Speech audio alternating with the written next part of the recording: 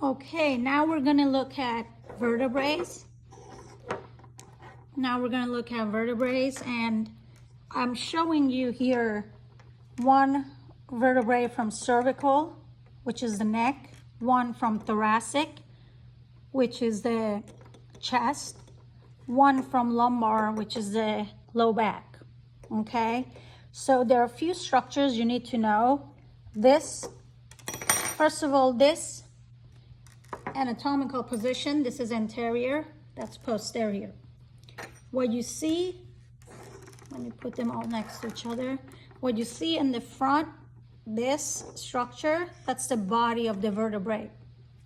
When you look from the back, this structure here, that's called spinous process.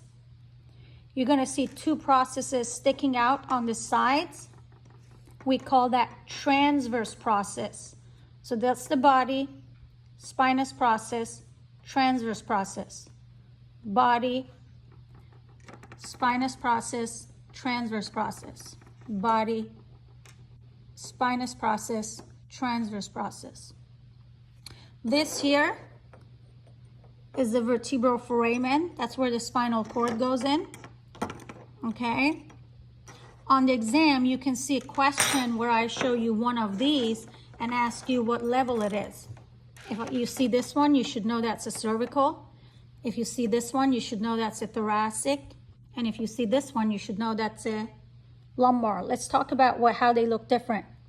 Guys, cervical vertebrae, on their transverse process, they have a foramen. Do you see that hole? That's transverse foramen. Okay, vertebral artery goes through it. Very important structure. Another way you can actually distinguish cervical vertebrae is that their spinous process has two heads. Do you see that? We call that bifid. Now, when you look at it, thoracic vertebrae, you can see the body looks like a heart. Okay, the transverse process does not have any foramens on it, and it doesn't have anything else there. So what do I mean by that? Look at the transverse versus lumbar. Lumbar vertebrae, the body looks like a bean, and then the transverse process, you're going to see another bump there between transverse process and spinous process.